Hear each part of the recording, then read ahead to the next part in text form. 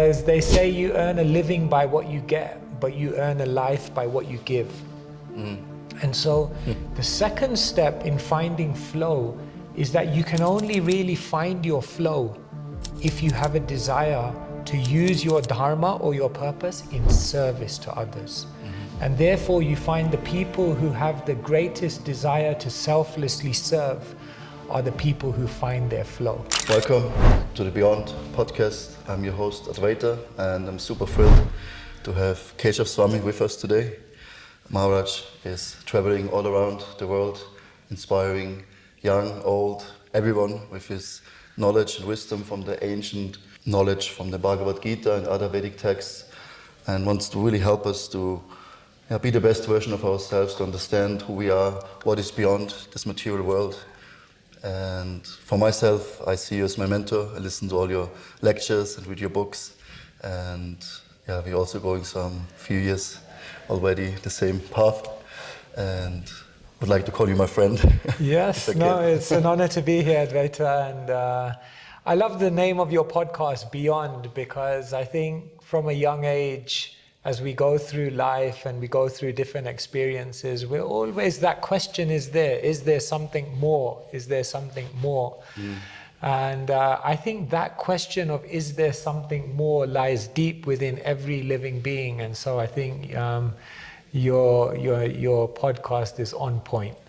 Thank you. I was thinking a lot how to name it, but Beyond is such a big, topic. Yeah. And my channel, the name is Atma Flow. Right. So the idea was behind to help people to be more aligned with the body, with the mind, but then using these techniques and practices to understand that we're not the body, we're not the mind, that we're the self within the Atma, and of course to be in flow. And this is the topic for today.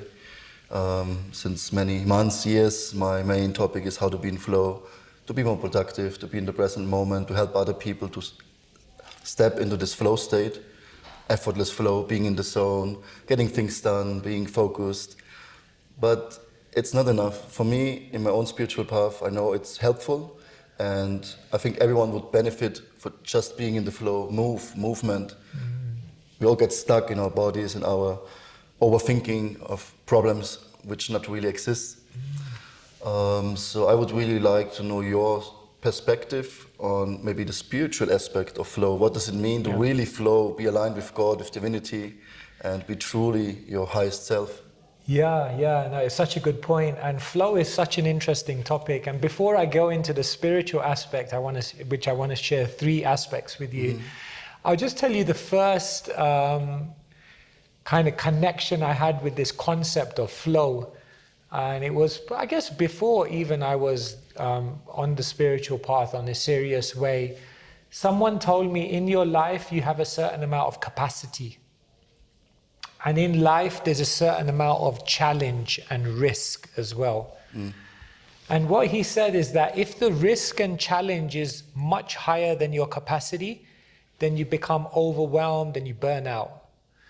And he said, if your capacity is higher than your challenge and risk, then what happens is life becomes boring. It doesn't seem to have any excitement or adventure.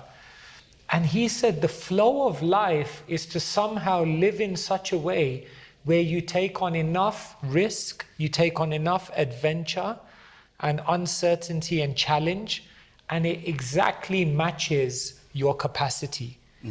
And when you are able to match those 2 things, then what you're basically doing is living in flow. And that's where you can actually maximize your potential and unleash your capacity. Like kind of coming out of the comfort zone, but not going into the pain zone. Right. Yeah, there's this whole concept of the comfort zone, the crisis zone, but in the middle there's that stretch zone. Even in the world today, they talk about eustress, which is a healthy amount of stress, so that, I guess that's just the material kind of concept of flow, but still I think it's useful. There is 4 principles of flow, and one of the principles is the balance. To have a goal, not too high, not too low, that you have a little bit of challenge, but something you can also reach. Right. And the one is focused, that you're really focused in the moment. To have a goal, a vision, clear intention, what I want. And the other one was to get feedback that you have some realization or you feel something or somebody comes, hey, you're doing a great job. Right. And this is the four main principles to be in flow. Okay, I see. Yeah. Interesting. So it yeah. aligns with what you said. No, definitely. And maybe this is a good point at which I can introduce my understanding from the Bhagavad Gita about spiritual flow. Because spiritual flow is magical, it's mystical, and it's actually the real fulfillment of life. And what I'll do is, if you just give me a few minutes, I'll explain it in 3 steps. Sure. Yeah. And then what we can do is I'll say them quickly, and then we can backtrack and then unpack each one if you like to. The first principle of finding flow and spiritual flow is finding your purpose. And this is something we hear about in the world today again and again. In Sanskrit, we had the word Dharma, which means the unique function that each one of us have. And so in this finding your purpose, what's very interesting in the Bhagavad Gita, it mentions that everybody has 2 purposes. Most people in this world know about having their one purpose. But what the Bhagavad Gita actually explains is that we each have 2 purposes. The first purpose in Sanskrit is known as Swadharma, which means your purpose in this world. Each one of us have abilities, a psychology, a certain personality, and we have to know what that is and then realize what kind of work, what kind of occupation, what kind of activity we should do to maximize our impact in this world. So that's Swadharma. But then the Bhagavad Gita explains that we each have a Sanatan Dharma. And Sanatan Dharma means your eternal purpose, your overarching purpose, your ultimate purpose. And that purpose is that we're each spiritual beings, and that this life is a journey, and that through this journey of life we're trying to reach eternity. And so what the Bhagavad Gita says is the first step in finding your spiritual flow is to orientate yourself by understanding Dharma. And when understanding Dharma, realize there are 2 aspects: your Swadharma or your worldly Dharma, and your Sanatan Dharma or your eternal overarching Dharma. Step 1. And they're both same important, or is it like? Yeah, they can be integrated. Maybe we can go in a bit detail. Let me just say the whole process and then we can backtrack. Step number 2 is, once you've found your purpose, the second step in finding your spiritual flow is to deepen your mood of service, to deepen your desire to contribute selflessly. What happens is that when we have a desire to serve others, to serve the world, to bring happiness, knowledge, to awaken and unleash the potential within others, then what happens is, in that desire of completely selflessly giving, then what happens is divinity becomes interested in us. Because they say you earn a living by what you get, but you earn a life by what you give. And so the second step in finding flow is that you can only really find your flow if you have a desire to use your dharma or your purpose in service to others. And therefore you find the people who have the greatest desire to selflessly serve are the people who find their flow. That's true. So the second thing I tell people is deepen your selflessness. And then the third thing is I tell people in spiritual flow is align with the divine. Like that. So once you've found your purpose and once you've deepened your mood of selflessness, then what happens is divinity gets interested in us. And then what divinity begins to do is open up many, many opportunities, open up many, many doors in our life, invite us to start walking different paths and taking on different initiatives. And what we have to do is be able to completely align ourselves with the divine plan that's opening up. Sometimes in our life, a door of opportunity may open up, and we almost know that this is inviting me, but we may lack confidence, or we may feel fearful, or we may, be worried about failure or so many things, and therefore we hesitate. So the third step in someone who finds their spiritual flow is no hesitation. They are completely aligned and hearing, ears open, eyes open, heart open to trying to understand what is the divine opportunities that divinity is opening up for me. So in essence, that's spiritual flow. Number one, find your purpose. Number two, deepen your selflessness. And number three, align with the divine. It's interesting because there's the saying, the Dharma of water is to be wet, sugar is sweet, and the Dharma of the self, of the soul, is to serve. So yeah. it's aligned, and this service aligned with divinity. It's actually what makes out spiritual flow, right? Yes. Can you say it like that? Yeah, no, definitely. And so, you know, each one of us have experienced the beauty of selflessness. Sometimes people have a reservation. If I'm selfless, I'll be exploited. If I'm selfless, then I'll lose out. If I'm selfless, then I'll burn out. But actually, for one who's in spiritual flow, when they give, their giving is like receiving.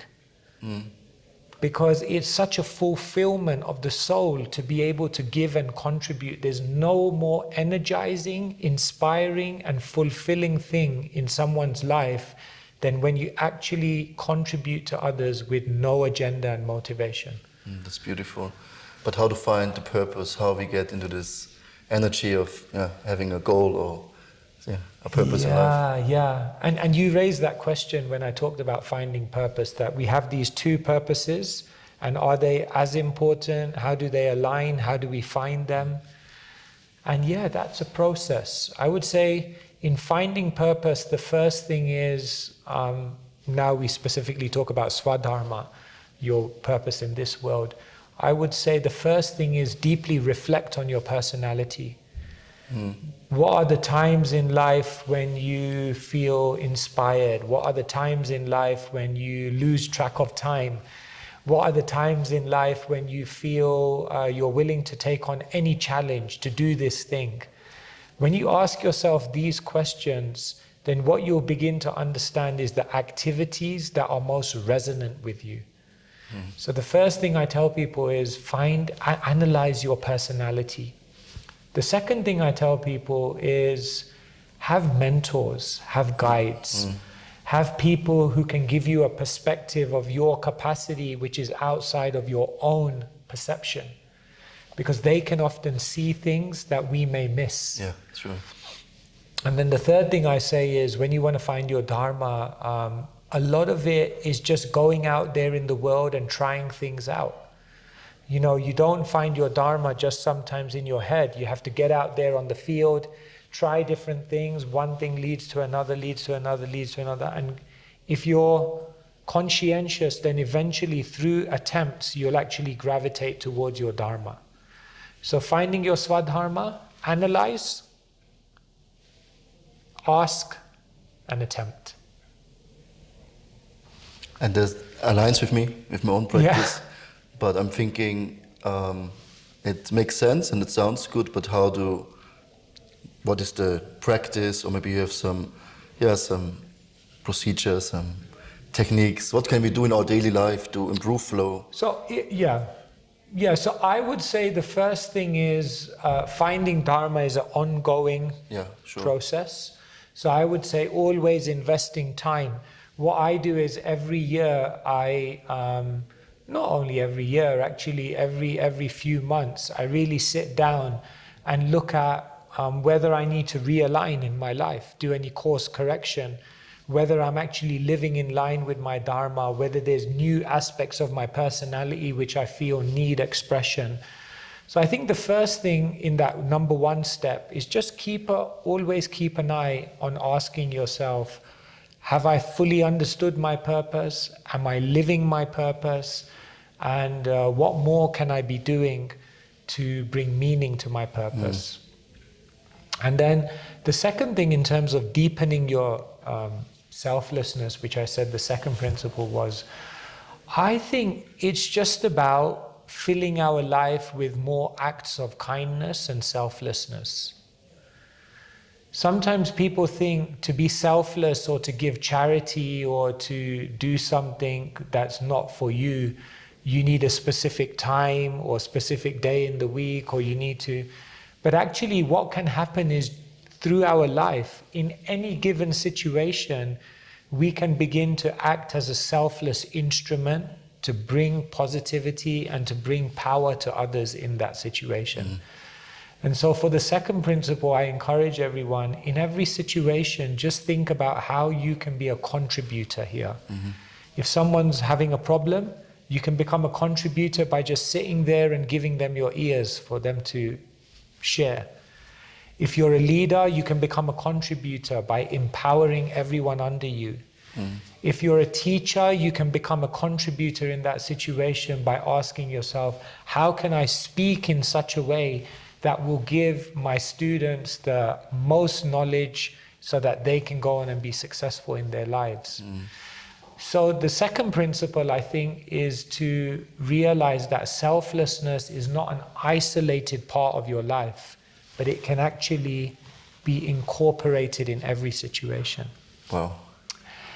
And the third one, aligning with the divine, that's probably the hardest one. Because how many of us can say, I know God is telling me to do this? It's hard sometimes. Sometimes we feel, is he telling me? Is he not telling me? Intuition. Intuition. The voice inside. And is it the mind or is it an intuition? And it's hard to know that. But what happens is that this stage requires one to be very, very prayerful. Yes, I believe that. And I don't know how it is for you, but prayer doesn't come naturally to me. And over the years, I've had to actually cultivate my capacity to actually open my heart before divinity and to actually, in a very personal way, try to have a connection. And so, through prayer. Another thing that helps me in step number 3 of aligning with the divine is journaling. Oh yeah. Because I feel that when I journal and I explore my inner world, it's almost a space where I can converse with God.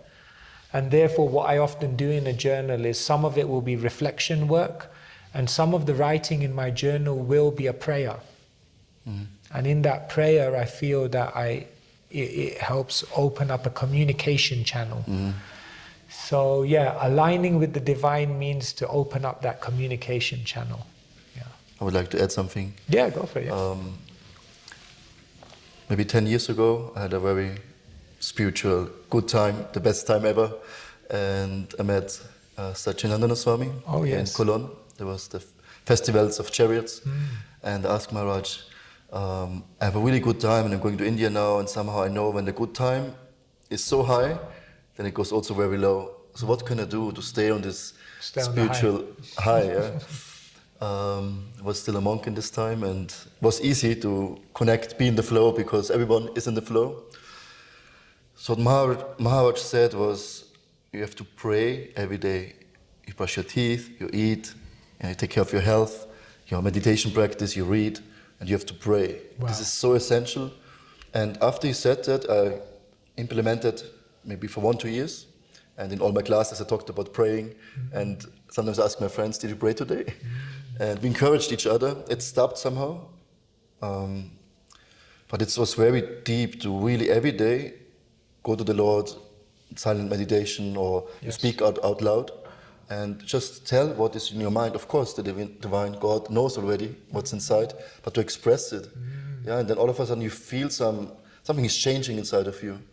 And that's so beautiful. And I'm happy that you mentioned this point now, because I'm praying every day, but more silent meditation. So you reminded me now, actually, this is my alignment with the divine, to pray out loud and tell my heart, open my heart. That's... we live in a world which is so impersonal.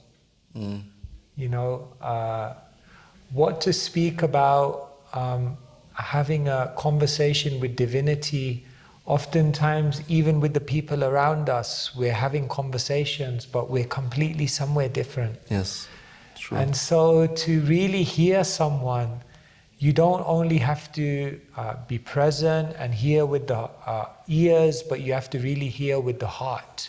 And so one of the real biggest challenges in life is to overcome our impersonalism, and that impersonalism with divinity as well. And so, it's a great challenge, but it's a great opportunity. Yeah. One more question. Yeah. Sometimes you have these days and you are just in flow, everything is happening and you're spiritual in life, but then you go to sleep and you lose everything and you wake up and go to bed late, and like, how can I wake up every day in the morning and just be driven, by this energy of flow?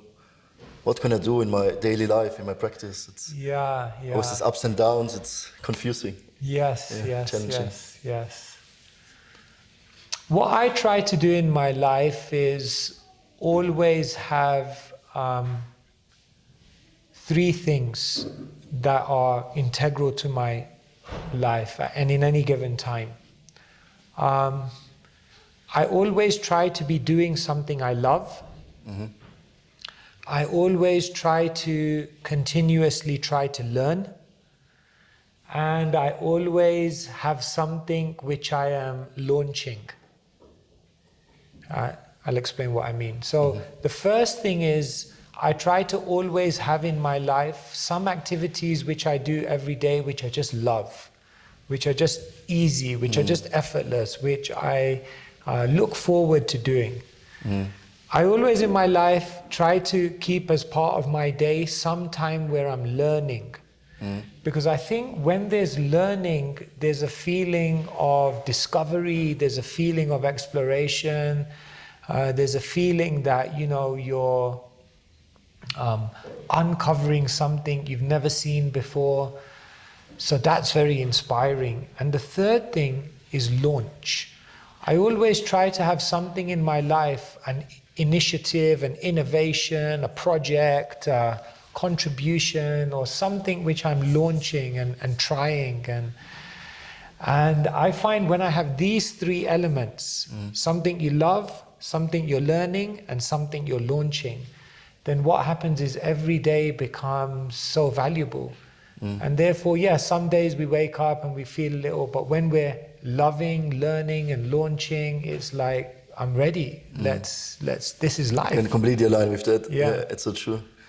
What a quote of yours I like the most is the best alarm clock, waking up in the morning with purpose. Yes. If you have a project, if you go traveling, flying to America, to India, you have a purpose, you wake up, you can't even sleep. Yes. Imagine a life like that, full of energy and enthusiasm, and having this purpose and knowing what is my Dharma, what is my nature, my qualities, how can I serve and how can I align with divinity. And I think this is the key to effortless flow. I think so. And I think, Advaita, the work that you're doing with, the podcast, with your breath work, and just raising this point of flow, I think it's so needed in the world.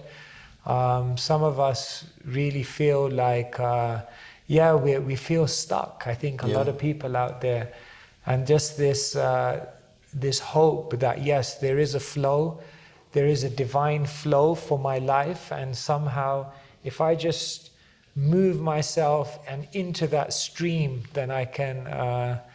It's such a beautiful thing, isn't it, when you're in a stream and you're flowing with the current, and it's just you swim and it's just like effortless. Like different worldview. So so thank you for all your work, and I think let's keep on these principles, and maybe just to recap on those principles. Number 1, find your purpose. Number 2, deepen your selflessness. And number 3, align with the divine. Look out for all those signs. And when we do these 3 things, then we'll find magical things happening in our life. Beautiful. One more thing just came in my mind.